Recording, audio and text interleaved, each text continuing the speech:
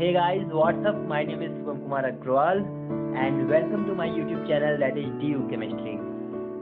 तो NMR spectroscopy का आज 12th एपिसोड है और आज हम डिस्कस करेंगे questions regarding with the NMR spectroscopy. एक क्वेश्चन जो डिस्कस करेंगे हम वो होगा जैम 2020 का। इसी साल पूछा गया है, बहुत ही इम्पोर्टेंट क्वेश्चन कह सकते हैं आप, क्योंकि गजब का कॉन्सेप्ट इस पर लग रहा है। कुछ क्वेश्चन और डिस्कस करूंगा जो कि आपके नेट जैसे एग्जाम्स के लिए भी बहुत ही इम्पोर्टेंट हो सकता है। आपकी यूनिवर्सिटी एग्जाम्स में तो आते ही हैं, ऐसे ही क्वेश्चन आते हैं। ये जो मैंने आपको नेट और जैम जो क्वेश्चन जो आपको एग्जाम बताए, ये आपके एंट्रेंस एग्जाम होते हैं, गजब के क्वेश्चन इन एग्जाम्स में देखने को मिलते हैं। तो चलिए फिर स्टार्ट करते हैं विदाउट लेट। सबसे पहला क्वेश्चन देखिए, आपका जैम 2020 में पूछा गया है, देख लीजिए जैम 2020। तो क्वेश्चन क्या बोल रहा है? क्वेश्चन बोल रहा है कि the compound which will have only 2 signals in the 1H NMR spectrum in the 3:2 is or are, है ना। ये MSQ का क्वेश्चन है। MSQ मतलब इसमें एक ऑप्शन भी सही हो सकता है, 2 भी हो सकता है, 3 भी हो सकता है, 4 भी हो सकता है ना। तो चलिए फिर डिस्कस करते हैं 1 by 1। देखिए क्वेश्चन को पहले 2 बार पढ़िए, एटलीस्ट क्वेश्चन को 2 बार पढ़िए। क्वेश्चन बोल रहा है कि the compound which will have only 2 signals, मतलब 2 सिग्नल्स की बात कर रहा है ना। 2 सिग्नल्स की बात कर रहा है, मतलब मॉलिक्यूल में आपके जो प्रोटॉन्स होंगे वो 2 प्रोटॉन्स होंगे जिनकी केमिकल शिफ्ट आ रही है ना, जिनकी केमिकल शिफ्ट आ रही है, ऐसे 2 प्रोटॉन्स होंगे। तो सीधी सबसे सरल बात ये है कि आप ऐसा कीजिए, मॉलिक्यूल को देखिए और मॉलिक्यूल का स्ट्रक्चर ड्रॉ कीजिए। जैसे देखिए ये आपका एक मॉलिक्यूल है, सबके प्रोटॉन्स लिख लीजिए। सबसे पहले सबके प्रोटॉन्स मेंशन कर लीजिए जिससे कि आपको आसानी रहे, ये आपका ऑप्शन नंबर ए है। हम एक ऑप्शन को हम देखेंगे कि किसमें कितनी पीक्स आ रही हैं, ताकि आपका सारा कॉन्सेप्ट क्लियर हो जाए, ठीक है। ऑलराइट, तो देखिए मैंने क्या बताया था आपको सिग्नल देखने के लिए। सबसे पहले मॉलिक्यूल में आपको प्लेन ऑफ सिमेट्री देखनी है। आपको क्या देखनी है? Plane of symmetry. तो देखिए ये एक प्लेन ऑफ सिमेट्री है, और कोई भी प्लेन ऑफ सिमेट्री है नहीं, और कोई भी प्लेन ऑफ सिमेट्री नहीं। तो इसमें प्लेन ऑफ सिमेट्री 1 है, मतलब 1 2 ये दोनों प्रोटॉन्स का सिग्नल आएगा और इसका 1 आएगा, मतलब इसमें 3 सिग्नल्स आएंगे, है ना। समझ में आ रहा है ना क्यों 3 सिग्नल्स आएंगे? प्लेन ऑफ सिमेट्री आप क्रॉस कीजिए और एक तरफ का जो हिस्सा होगा उसमें जितने लगे हुए प्रोटॉन्स होंगे वो सारे प्रोटॉन्स एक्टिव होंगे, वो सारे प्रोटॉन्स का अलग अलग सिग्नल आएगा, ठीक है। तो ये बोल रहा है कि इसमें 3 सिग्नल्स आएंगे। तो जो हमारा क्वेश्चन है वो हमारे 2 सिग्नल की बात कर रहा है ना। तो ये वाला जो ऑप्शन है वो गलत है, ए ऑप्शन गलत है, ठीक है, ए ऑप्शन गलत है। अब बी ऑप्शन अगर देखें, बी ऑप्शन अब हम देखते हैं थोड़ा सा। इसमें देखिए मेटा पोजीशन पर एक COCH3 ग्रुप लगा हुआ है, इसको भी एक बार COCH3, ठीक है। प्रोटॉन्स लिख लेते हैं, आसानी रहेगी। इसमें भी अब आपको कुछ नहीं करना है, आपको प्लेन ऑफ सिमेट्री देखनी है, प्लेन ऑफ सिमेट्री देखनी है। देखिए आपको प्लेन ऑफ सिमेट्री, देखिए ये है एक प्लेन ऑफ सिमेट्री है, ये प्लेन ऑफ सिमेट्री। और कोई प्लेन ऑफ सिमेट्री दिख रही है? और कोई प्लेन ऑफ सिमेट्री दिख रही है? नहीं दिख रही है ना। प्लेन ऑफ सिमेट्री और कोई नहीं दिख रही है। तो इसमें अब हम नंबर ऑफ सिग्नल्स कैलकुलेट कर लेते हैं।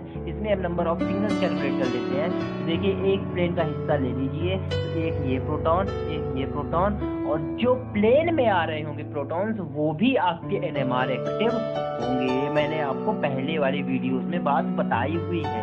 तो ये भी एक्टिव, एक ये भी एक्टिव, मतलब इस वाले मॉलिक्यूल्स में हमारे 4 प्रोटॉन्स, मतलब 4 सिग्नल्स आएंगे, बट हमारे क्वेश्चन में क्या पूछा हुआ है? 2 सिग्नल वाले आपको मॉलिक्यूल बताने हैं। तो हमारा ए भी गलत, बी भी गलत, ऑप्शन ए भी गलत, ऑप्शन बी भी गलत। अब हम ऑप्शन 3 पे मूव करते हैं, ठीक है। ऑप्शन 3 क्या है?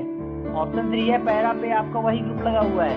जल्दी से हम ऑप्शन सी देखते हैं। यह है आपका ऑप्शन सी, COCH3, COCH3, ये प्रोटॉन, ये प्रोटॉन, ये प्रोटॉन, ये प्रोटॉन। आप प्लेन ऑफ सिमेट्री का देख लीजिए, जल्दी से प्लेन ऑफ सिमेट्री देख लीजिए। तो देखिए आपको ये प्लेन ऑफ सिमेट्री दिख रही है, प्लेन ऑफ सिमेट्री दिख रही है। एक तरफ का हिस्सा ले लीजिए, एक तरफ का हिस्सा ले लीजिए, तो एक प्रोटॉन, ये 2 प्रोटॉन, ये 3 प्रोटॉन। 3 प्रोटॉन्स का आपका सिग्नल आएगा, 3 सिग्नल्स आएंगे इसमें। कितने सिग्नल्स आएंगे? 3 सिग्नल्स आएंगे। नहीं, मैं जानता था आपको भी यही लगेगा, इसमें 3 सिग्नल्स आएंगे। आप गलत हैं साहब, महोदय आप गलत हैं। क्यों? क्योंकि इसमें एक और प्लेन ऑफ सिमेट्री है, इसमें एक और प्लेन ऑफ सिमेट्री आपको यही देखनी है। मॉलिक्यूल में कितनी प्लेन ऑफ सिमेट्री मिल रही है? देखिए, एक ये भी प्लेन ऑफ सिमेट्री है। इस प्लेन से आप काटोगे तो आपको ये COCH3 ग्रुप वाला ये इधर मिलेगा और ये इधर मिलेगा, इस वाले कार्बन पर, है ना, है ना।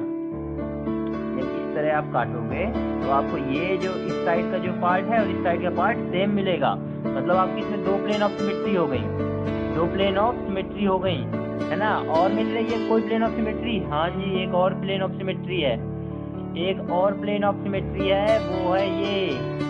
3 प्लेन ऑफ सिमेट्री मिल रही हैं, 3 प्लेन ऑफ सिमेट्री मिल रही हैं। मतलब इसमें पूरे ये चारों प्रोटॉन्स में सिर्फ एक आपका एक्टिव है। एक सिग्नल आएगा 4 प्रोटॉन्स से और एक आएगा इस वाले CH3 ग्रुप से।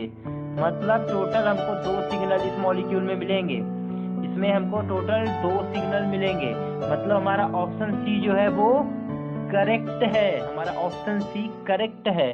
तो थोड़ा सा हम इस मॉलिक्यूल को ओरली विजुअलाइज कर लेते हैं, जिससे कि आपको भी सेटिस्फैक्शन आ जाए कि हाँ इसमें एक ही सिग्नल आएगा बेंजीन का और एक आएगा इस COCH3 वाले ग्रुप का। देखिए कैसे,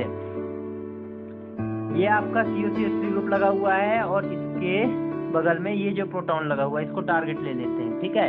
तो इस पर उतना ही इफेक्ट पड़ रहा है जितना इस पर, जितना इस पर, जितना इस पर। किसका? इलेक्ट्रॉन डेंसिटी का। इलेक्ट्रॉन डेंसिटी का जितना इफेक्ट इस पर पड़ रहा है, बाकी तीनों प्रोटॉन्स पर भी उतना ही पड़ रहा है। मतलब चारों प्रोटॉन्स का जो केमिकल इन्वॉल्वमेंट है वो सेम होगा, सेम होगा तो सेम पीक आएगी। सेम केमिकल इन्वॉल्वमेंट तो सेम पीक आएगी। मैं किस बिहाफ पर बोल रहा हूँ कि इनका जो केमिकल इन्वॉल्वमेंट है वो सेम आ रहा है? क्यों? क्योंकि देखिए COCH3 ग्रुप का जो इफेक्ट आ रहा है, जो COCH3 ग्रुप का जो इफेक्ट आ रहा है वो चारों प्रोटॉन से बराबर लग रहा है। आप कोई भी प्रोटॉन उठाकर देख लीजिए, आपको जो भी इफेक्ट दिखेगा वो चारों प्रोटॉन पर सेम दिखेगा। इस वजह से इसमें इन चारों प्रोटॉन्स का एक सिग्नल और ये दोनों केमिकली इक्विवेलेंट है, तो इनका भी एक सिग्नल। मतलब टोटल 2 सिग्नल्स आएंगे, टोटल 2 सिग्नल्स आएंगे। होप आपको ये वाला क्वेश्चन क्लियर हुआ हो। तो इस वाले क्वेश्चन में आपका जो है तो ऑप्शन सी करेक्ट है, ऑप्शन सी करेक्ट है। और इसमें एक चीज और जो क्वेश्चन में बोली है, 3:2 में उनकी इंटेंसिटी होगी, इंटेंसिटी 3:2 में होगी। मतलब ये है 3:2 का कि देखिए अपने पास ये वाले प्रोटॉन 6 हैं। थोड़ा सा साफ कर देता हूँ तो आपको थोड़ा सा क्लियर होगा। देखिए आप इस बात को देखिए कि ये 3 + 3 ये 6 प्रोटॉन्स हैं, 6 प्रोटॉन्स हैं जिसका एक सिग्नल आएगा और 4 प्रोटॉन्स हैं जिसका एक सिग्नल आएगा। मतलब 3:2 में ही आएगा ना, 3:2 में ही आएगा ना। यही तो क्वेश्चन बोल रहा है, यही क्वेश्चन बोल रहा है कि आपका जो सिग्नल आएगा वो 3:2 में आएगा। तो ये देखिए आपने भी जो आपने कैलकुलेट करा है उसका भी आंसर 3:2 ही आ रहा है। मतलब हम सही डायरेक्शन पर हैं, मतलब हम सही डायरेक्शन पर हैं। अब हम चौथा ऑप्शन देखेंगे, चौथा ऑप्शन देखेंगे। देखिए चौथा ऑप्शन क्या है? चौथा ऑप्शन है ये CO, ये ठीक है। हम जल्दी से हम इसके कार्बन लिख देते हैं, CH3 H ये मॉलिक्यूल है आपके सामने, ये मॉलिक्यूल है आपके सामने। अब आपको इसमें बताना है कि कितने सिग्नल्स आएंगे। देखिए सीधी सी बात, इसमें एक प्लेन ऑफ सिमेट्री दिख रही है, प्लेन ऑफ सिमेट्री दिख रही है। क्यों? क्योंकि ये जो आपका इतना हिस्सा है वही इतना हिस्सा है, ये दोनों आपस की मिरर इमेजेस है, मतलब इसमें प्लेन ऑफ सिमेट्री है। दोनों आपस में मिरर इमेजेस हैं। जब बीच से काट दिया जाएगा दोनों इक्वल पार्ट्स में डिवाइड होंगे, मतलब कि आपका जो सिग्नल आएगा वो इतने प्रोटॉन्स का आएगा। मतलब ये दोनों प्रोटॉन सेम होंगे और ये एक प्रोटॉन सेम होगा, मतलब सिर्फ 2 सिग्नल आएगा, सिर्फ 2 सिग्नल ही आएगा NMR में। और अब इंटेंसिटी की बात करें तो एक सिग्नल इसका आ रहा है और इस तरह के प्रोटॉन्स 6 हैं अपने पास। इस तरह के जो प्रोटॉन्स हैं वो 6 हैं अपने पास, 6 रेशियो। और ये जो प्रोटॉन्स हैं इनका जिसका एक सिग्नल आ रहा है ये 4 हैं अपने पास प्रोटॉन, तो 6:4 दैट मीन्स 3:2 में आपका सिग्नल आएगा। मतलब हम सही डायरेक्शन पर है। हमारा जो क्वेश्चन का जो आंसर है वो C and D है। हमारा जो करेक्ट ऑप्शन है वो है C and D। C and D बिल्कुल मार्क करके रख लीजिए। जैम 2020 का पूछा हुआ क्वेश्चन है, बहुत इंपॉर्टेंट क्वेश्चन है, देख लीजिए। गजब का कॉन्सेप्ट लगाया आपको मैंने, चारों ऑप्शंस को अच्छी तरीके से समझाया है। अगर कुछ भी डाउट रह गया हो तो आप कमेंट सेक्शन पे लिख दो, मैं वहाँ आपको आंसर कर दूंगा। अब देखिए इस क्वेश्चन पे मूव करते हैं। ये क्वेश्चन भी गजब का क्वेश्चन है, ठीक है। सारे जितने भी मैं यहाँ पर क्वेश्चंस लेकर आया हूँ वो ऐसे क्वेश्चंस हैं जिसमें एक गजब का कॉन्सेप्ट लग रहा है। आपका NMR आपने जितनी अभी तक पढ़ रखी है सारी रिवाइज हो जाएगी, जल्दी से क्वेश्चन करते हैं। 1H सबसे पहले क्वेश्चन पढ़ लेते हैं। 1H NMR spectrum recorded for molecule दे रखा है at 90 megahertz gave coupling constant J of 5 hertz. J की वैल्यू क्या दे रखी है? 5 हर्ट्ज दे रखी है, ठीक है। मॉलिक्यूल जो है उसमें जितने भी सिग्नल आ रहे हो उन सिग्नल्स की जो स्प्लिटिंग कांस्टेंट है J, उसकी वैल्यू है 5 हर्ट्ज। आगे देखते हैं, लेकिन इसमें ये बोल रखा है फॉर विनाइल प्रोटॉन्स के लिए ये 5 हर्ट्ज है। विनाइल प्रोटॉन्स कौन से हुए? विनाइल प्रोटॉन्स मतलब ये विनाइल ग्रुप है ना, ये वाले ये विनाइल प्रोटॉन्स हुए। तो इन प्रोटॉन्स की जब स्प्लिटिंग होगी तो जो J वैल्यू आएगी वो 5 हर्ट्ज दे रखी है। क्वेश्चन ऐसा बोल रहा है, बट यही बोल रहा है कि अगर स्पेक्ट्रम को रिकॉर्ड करा जाए एट 500 मेगाहर्ट्ज, अगर स्पेक्ट्रम को रिकॉर्ड करा जाए एट 500 मेगाहर्ट्ज तो J की वैल्यू क्या होगी? तो 1 मिनट आप थोड़ा सा सोचिए क्या होगी, वीडियो को पॉज करके, क्योंकि मैंने आपको स्टार्टिंग में ही नोट्स में ये बनवा के लिखवा दिया था कि जो J की वैल्यू है वो एक्सटर्नल मैग्नेटिक फील्ड पे डिपेंड नहीं करती। जो J की वैल्यू है वो independent of V0 external magnetic field पर डिपेंड नहीं करती है। मतलब ये है कि चाहे आप NMR को 90 मेगाहर्ट्ज पर ऑपरेट करो या फिर 500 मेगाहर्ट्ज पर ऑपरेट करो, आपको जो J की वैल्यू मिलेगी वो सेम मिलेगी। क्यों J की वैल्यू सेम मिलेगी? अगर इसको और अच्छे से आपको समझना है तो देखिए, J की वैल्यू क्या होती है? J की वैल्यू होती है आपकी 2 पीक्स के बीच की डिस्टेंस।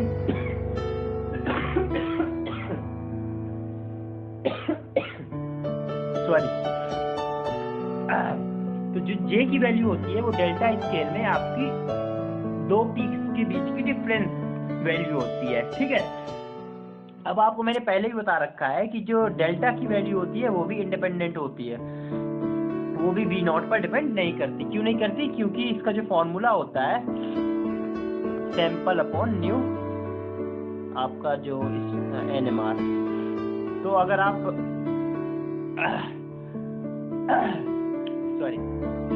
अगर आप NMR की फ्रीक्वेंसी चेंज करोगे तो आपकी न्यू सैंपल की फ्रीक्वेंसी ऑटोमेटिकली चेंज हो जाएगी और डेल्टा की वैल्यू कांस्टेंट आएगी, है ना। डेल्टा की वैल्यू कांस्टेंट आएगी, तो इस वजह से जो डेल्टा है वो भी इंडिपेंडेंट रहता है। तो आप अगर डेल्टा की वैल्यू चेंज नहीं होगी तो पीक्स तो आपकी यहीं आएगी ना, पीक्स जो है तो आपकी यहीं आएगी, तो J भी चेंज नहीं होगा। इसलिए मैं बोल रहा हूँ कि जो क्वेश्चन बोल रहा है कि अगर स्पेक्ट्रम को रिकॉर्ड करा जाए 5 मेगाहर्ट्ज पे, एक्सपेक्टेड वैल्यू कपलिंग कांस्टेंट की क्या होगी? ऑप्शन इसमें दे रखा होगा कि 5 हर्ट्ज ही आएगी, और या फिर कुछ और भी ऑप्शन दे रखा होगा तो आपको j इक्वल टू 5 हर्ट्ज ही टिक करना है, यही सही वैल्यू है। ठीक है, चलिए नेक्स्ट क्वेश्चन में मूव करते हैं। नेक्स्ट क्वेश्चन में बोल रहा है कि एन ऑर्गेनिक कंपाउंड जिसका मॉलिक्यूलर फॉर्मूला है C8H10O exhibited the following 1H NMR spectral data। कुछ डाटा दे रखा है जिसके बिहाफ पर हमें मॉलिक्यूल का स्ट्रक्चर बताना है। हमें एक मॉलिक्यूलर फॉर्मूला दे रखा है, हमें स्ट्रक्चर फॉर्मूला बताना है। ठीक है, तो सबसे पहले आप ये करो, आपको जो कंपाउंड दे रखा है उसको लिखो। आपको कंपाउंड क्या दे रखा है? C8H10O।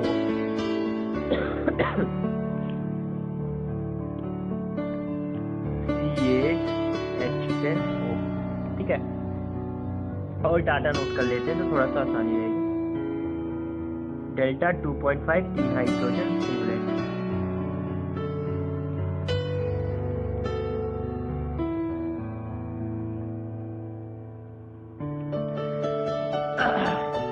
Delta 3.8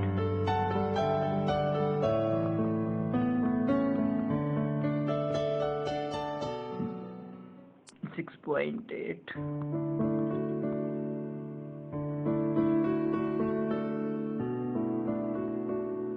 2 hydrogen doublet J equal to 1 hertz.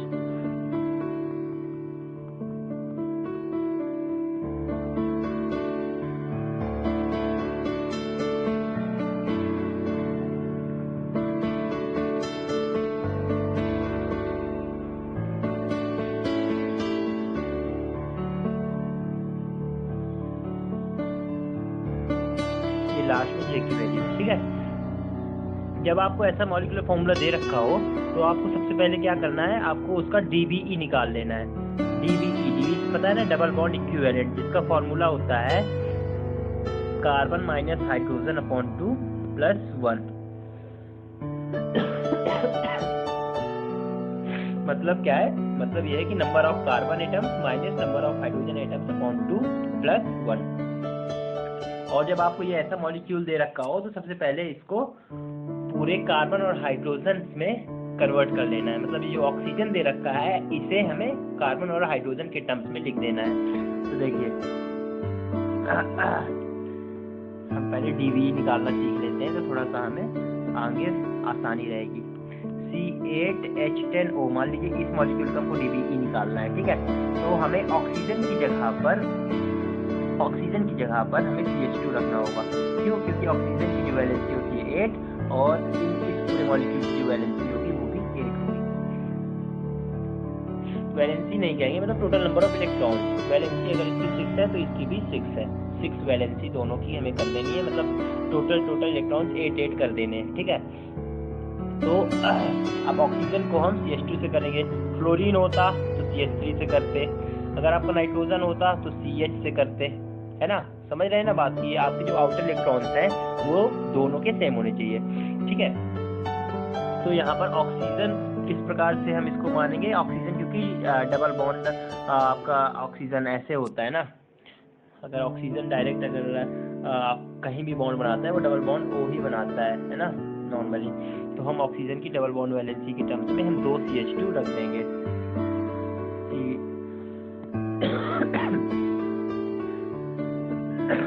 CH2 का होल ट्वाइस, मतलब C10H14।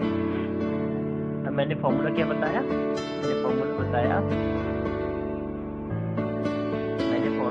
Carbon minus hydrogen upon 2, carbon minus hydrogen upon 2 plus 1। ये आपका फॉर्मूला है DBE का। तो कार्बन की संख्या क्या है? 10 है। हाइड्रोजन की कितनी है? 14 अपॉन 2 प्लस 1। यही मॉलिक्यूल था ना C8H10। सॉरी, C8H10O नहीं है, ये C4H10O है।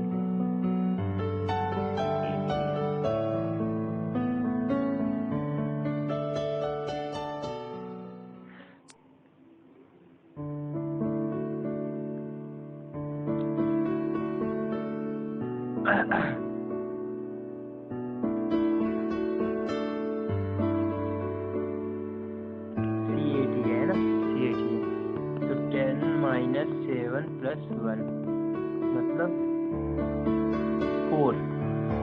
अगर ग्रेटर देन 3 है तो आप समझ जाइए कि मॉलिक्यूल में बेंजीन रिंग है। अगर ग्रेटर देन 3 है तो मान लीजिए मॉलिक्यूल में बेंजीन रिंग है। ठीक है, अगर ग्रेटर देन 3 आ रहा है तो समझ जाइए मॉलिक्यूल में बेंजीन रिंग है। ठीक है, मॉलिक्यूल में बेंजीन रिंग है। अब एक अगर ऑक्सीजन है तो एक CO ग्रुप हो सकता है ना। ऐसी पॉसिबिलिटीज आप चेक कर लीजिए। और जो मैं आपको क्वेश्चन दे रहा हूँ, जो दिया है मैंने आपको क्वेश्चन, इसमें आपको जो ऑप्शंस दे रखे हैं, इसमें जो आपको ऑप्शंस दे रखे हैं वो ऑप्शंस हैं आपके ये मैं यहाँ पर लिख देता हूँ। ठीक है, देखिए आपको जो ए ऑप्शन दे रखा है उसमें आपको चारों ऑप्शन में आपकी बेंजीन रिंग है। तो आपको इस क्वेश्चन में DBE में परेशान नहीं होना था, क्योंकि इसमें आपको ऑप्शंस दे रखे हैं ना, DBE निकालने की जरूरत नहीं थी।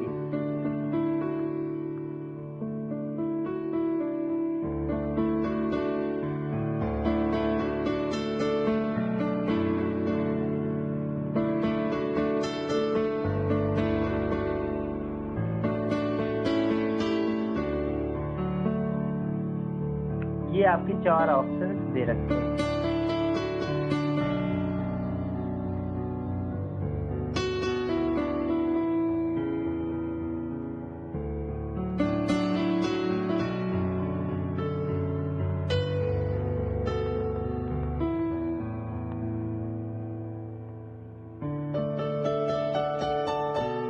CS3 है। ठीक है, तो क्वेश्चन क्या बोल रहा है? क्वेश्चन बोल रहा है कि ऑर्गेनिक कंपाउंड जिसमें डाटा ये दे रखा है, इस डाटा के बिहाफ पे आपको कंपाउंड बताने हैं। ठीक है, आपको इसमें देखिए 4 सिग्नल्स आ रहे हैं। सबसे पहले आप ये देखिए डेल्टा की वैल्यू, 4 डेल्टा की वैल्यूज दी हुई है, 4 डेल वैल्यूज हैं, है ना। मतलब 4 सिग्नल्स आएंगे, 4 सिग्नल्स आएंगे। अब 4 सिग्नल्स आएंगे तो सबसे पहले तो हम मॉलिक्यूल में यही देख लेते हैं किन किन मॉलिक्यूल्स में 4 सिग्नल आ रहे हैं। ठीक है, तो इसमें देखिए अब तो आप किंग हो चुके हैं, 2 इसमें आएंगे और 2 ये आएंगे, 2 और 2 4 और एक ये 5 आ रहे हैं। बट हमारा 5 ऑप्शन में नहीं है, तो पहला तो आप ऐसे ही काट दो, क्योंकि हमारे में जो है तो 4 ही आपके सिग्नल्स दे रखे हैं क्वेश्चन में और इसमें 5 आ रहे हैं। तो सबसे पहले आपकी ऑप्शन तो पहले कट गया। ठीक है, अब इसमें देखते हैं, 2 इसमें आएंगे, इसका भी आएगा, इसका भी आएगा, इसका भी आएगा, इसमें 6 सिग्नल्स आ रहे हैं। मतलब आपको B वाला भी काट देना है, C वाला काट देना है, C वाला काट देना है, C है ये ऑप्शन। ठीक है, C वाला भी काट देना है, A भी नहीं है, C भी नहीं है। अब B वाला देख लेते हैं। देखिए B में एक ये आएगा, 2 ये आएंगे, 3 और 2, ये तो दोनों सेम हो गए ना, A और B ऑप्शन। A ऑप्शन और B ऑप्शन सेम हो गए हैं, मिस हुआ है कोई। ये भी एक मान लीजिए इसको छोड़ दीजिए, क्योंकि A और C सेम है। आपको 3 में बताना है, मान लीजिए आपको 3 में बताना है। आपका जो B ऑप्शन है वो नहीं है, आपके मान लीजिए आपका यही B ऑप्शन है, यही B ऑप्शन है आपके। ठीक है, इसमें आप देखिए, इसमें देखेंगे तो 1 2 3 4 5, इसमें भी 5 आ रहा है। तो जो आपका ऑप्शन मिस है वही वाला आपका ऑप्शन था, वही वाला आपका ऑप्शन था। उस ऑप्शन में ये रहा होगा, हाँ वो ऑप्शन ये था आपका,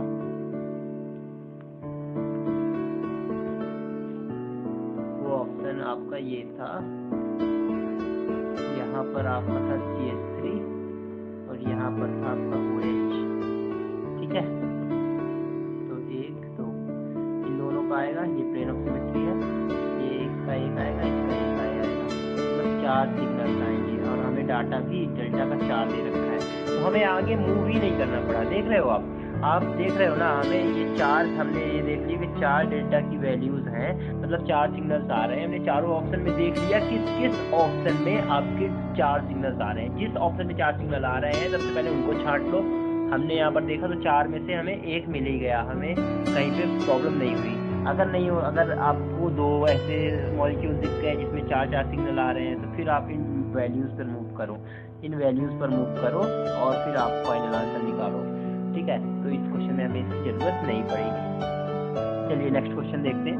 इस क्वेश्चन में क्या बोल रहा है कि in the 400 megahertz 1H NMR spectrum of an organic compound exhibited a doublet. The two lines of the doublet are at delta 2.35 and 2.38 ppm. Coupling quotient J value is hertz में पूछ रहा है, हर्ट्ज में पूछ रहा है और आपको 2 डेल्टा वैल्यूज दे रखी हैं। ठीक है, तो यार इसका बहुत सिंपल ही फंडा है सॉल्व करने का। आपको 2 डेल्टा वैल्यूज दे रखी हैं, 2.35 और जो दूसरी डेल्टा वैल्यू दे रखी है वो दे रखी 2.38। मतलब क्या है कि ये 2 पीक ऐसे आ रही है ना, ये होता है, ये आपका जो है ये डेल्टा वैल्यू, ये दूसरी डेल्टा वैल्यू, एक होगी 2.38, एक होगी 2.35। तो इनके बीच का डिफरेंस जे होता है, डेल्टा 1 डेल्टा 2, तो डेल्टा 2 माइनस डेल्टा 1 होगा 2.38 माइनस 2.35। ये वैल्यू पीपीएम में आएगी, क्योंकि ये सारी वैल्यूज पीपीएम में है, ये वैल्यूज पीपीएम में है। वैल्यू कितनी आएगी 0.03 पीपीएम। बट हमें क्वेश्चन में क्या बोल रखा है, क्वेश्चन में बोल रखा है हमें कि हमें वैल्यू हर्ट्ज में निकालनी है, जे इक्वल्स टू हर्ट्ज में वैल्यू निकालनी है। तो मैंने आपको पहले फॉर्मूला बताया था एक,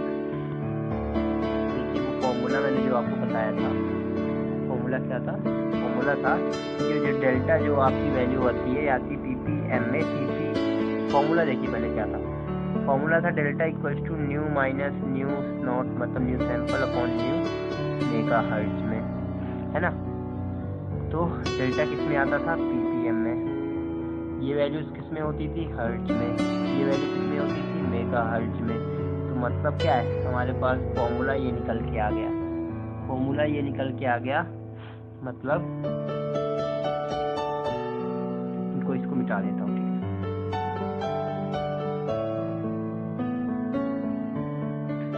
हमारे पास फॉर्मूला क्या निकल के आ गया कि ये हमें अगर हर्ट्ज में कुछ वैल्यू निकालनी है तो हमें ppm into mega hertz multiply करना पड़ेगा।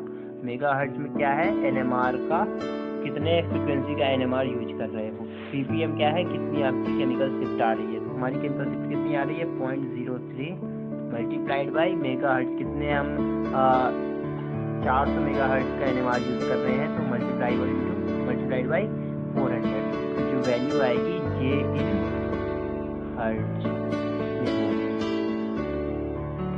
12 हर्ट्ज। यही आपका आंसर है, 12 हर्ट्ज। तो ये आपका आंसर था। होप आपको ये क्वेश्चन समझ में आ गया होगा, है ना। चलिए एक और लास्ट क्वेश्चन बचा हुआ है। ये देखिए फिर से एक मॉलिक्यूलर फॉर्मूला आपको दे रखा है, इसमें आपको इन वैल्यूज के बिहाफ पे स्ट्रक्चर बताना है। तो मैंने आपको क्या बताया था कि आपको सबसे पहले कोई भी अगर मॉलिक्यूलर फॉर्मूला दे रखा हो C4H8O, तो इसमें आपको DBE निकाल लेना है। DBE क्या होता है, carbon minus hydrogen upon 2 plus 1। कोई हेट्रोएटम जैसे यहाँ पर ऑक्सीजन दे रखा है, कोई भी हेट्रोएटम जैसे यहाँ पर ऑक्सीजन दे रखा है, तो इसको रिप्लेस कर देना। ऑक्सीजन को हमें किससे रिप्लेस करना है, CH2 से। और ऑक्सीजन को ऐसे मानना है कि डबल बॉन्ड O से बॉन्डेड है। तो मॉलिक्यूल में हम कैसे इसे लिखेंगे, C4H8, ऑक्सीजन को हम मानेंगे 2 डबल बॉन्डेड है तो CH2 का होल ट्वाइस, ठीक है, तो C6H12, ठीक है। तो C6H12 आ गया, C6H12 अब कार्बन मतलब 6 minus 12 upon 2, hydrogen upon 2 plus 1, 6 हो गया कार्बन, 12 हो गया हाइड्रोजन अपॉन 2, तो 1 आएगा, मतलब इसमें 1 dBe है। 1 dBe मतलब एक डबल बॉन्ड है। 1 double bond is present. 1 double bond is present. 1 double bond is present. Alright, एक डबल बॉन्ड प्रेजेंट है। तो इसमें मैंने थोड़ा सा मिस कर रखा है क्योंकि मैंने अभी IR नहीं पढ़ाया है। इसमें IR का कार्बोनिल का आपका फ्रीक्वेंसी डाटा दे रखा होता है, जिससे कि आपको ये पता होता है कि पक्का इसमें कार्बोनिल कंपाउंड में एक कार्बोनिल ग्रुप प्रेजेंट है। आपके कंपाउंड में कार्बोनिल ग्रुप प्रेजेंट है। तो यहाँ पर हमें पहले से ही पता है कि एक कंपाउंड में हमारे कार्बोनिल ग्रुप है। अब हमने एक कार्बोनिल ग्रुप लगा लिया, मतलब एक जो DBE था वो CO ही है। अब इसके बाद हमारे पास डबल बॉन्ड नहीं है। एक डबल बॉन्ड हो गया ना, C डबल बॉन्ड हो, अब इसके बाद हमारे पास कोई डबल बॉन्ड नहीं है। ऑलराइट, तो अब हम इस डाटा से थोड़ा सा मुखालिफ होते हैं कि डेल्टा की वैल्यू क्या दे रखी है। डेल्टा की वैल्यू 3 वैल्यूज दे रखी हैं। यहाँ पर लिख लेते हैं, थोड़ा सा सहूलियत होगी। डेल्टा इक्वल टू 1.1 जो कि सिंगलेट नहीं ट्रिपलेट है, ये ट्रिपलेट है। और डेल्टा इक्वल टू 2.1 जो कि सिंगलेट है, 2.1 सिंगलेट। और तीसरी जो डेल्टा की वैल्यू दे रखी है वो क्या दे रखी है, 2.3 जो कि क्वार्टलेट है। तो देखिए हमारे पास फॉर्मूला क्या है, C4H8O। तो एक CO तो हो गया, मतलब 4 ही कार्बन है, ये 4 ही कार्बन है ना। ऑलराइट, तो एक CH3 क्यों, क्योंकि हम यहाँ पर देख रहे हैं कि एक ऐसा कार्बन है जिसकी सिंगलेट यार है, जिसकी कोई कपलिंग नहीं हो रही है। एक ऐसा कार्बन के जो प्रोटॉन्स है जिसकी कोई कपलिंग नहीं हो रही है, मतलब उसके बगल में कोई प्रोटॉन्स नहीं होंगे, मतलब उसके बगल वाले कार्बन पर कोई भी प्रोटॉन्स नहीं होंगे। तो वो ये एकमात्र ऐसा ही कार्बन है जिसके बगल में कोई भी प्रोटॉन नहीं है ना। कहाँ इसके प्रोटॉन नहीं है। और ट्रिपलेट आएगा, इसका ट्रिपलेट आएगा यहाँ पर, सॉरी सिंगलेट आएगा, 3 प्रोटॉन्स का सिंगलेट आएगा, 3 प्रोटॉन्स का सिंगलेट आएगा। तो ये बात पक्की हो गई कि एक ये CH3 ग्रुप है, सिर्फ एक CH3 ग्रुप है, और ये एक CH2 और ये एक CH3। अब इसमें कैसे कि एक डेल्टा वैल्यू 2.3 पर जो कि क्वार्टलेट दे रही है, 2.3 इसकी आएगी वैल्यू, है ना। तो इन 2 प्रोटॉन्स का क्वार्टलेट आएगा, इस 3 प्रोटॉन्स के साथ कपलिंग होगी इस प्रोटॉन की। तो n+1 रूल के अकॉर्डिंग 3 बगल वाले प्रोटॉन्स हैं, तो 3+1 मतलब 4, मतलब क्वार्टलेट आएगा। तो इन प्रोटॉन्स का, इन 2 प्रोटॉन्स का क्वार्टलेट आएगा, मतलब ये वाली भी कंडीशन सेटिस्फाई हो गई, ये वाली भी कंडीशन सेटिस्फाई हो गई, है ना। अब एक और कंडीशन दे रखी है, सबसे पहली वाली कि डेल्टा इक्वल टू 1.1 इसका ही आएगा, इसका ही आएगा। और ट्रिपलेट, तो ये वाला प्रोटॉन, ये जो 3 प्रोटॉन्स हैं, तो तीनों का सेम पीक आएगा, और हर प्रोटॉन इन 2 प्रोटॉन्स के साथ कपल होंगे। तो n+1 रूल के अकॉर्डिंग 2+1 3 ट्रिपलेट आएगा। ये देखिए 1.1 पर ट्रिपलेट आएगा। मतलब क्या है, मतलब हमारा कंपाउंड जो है तो कंफर्म हो चुका है, और कंपाउंड हमारा है यहाँ पर CH2 और ये CH3, हमारा जो कंपाउंड है वो ये है। ऑलराइट, सो बस इतने ही क्वेश्चन थे यार। और क्वेश्चन की यार प्रैक्टिस इंपॉर्टेंट होती है ना। कोई भी एंट्रेंस एग्जाम दे रहे हो, कोई भी आप यूनिवर्सिटी का एग्जाम दे रहे हो, तो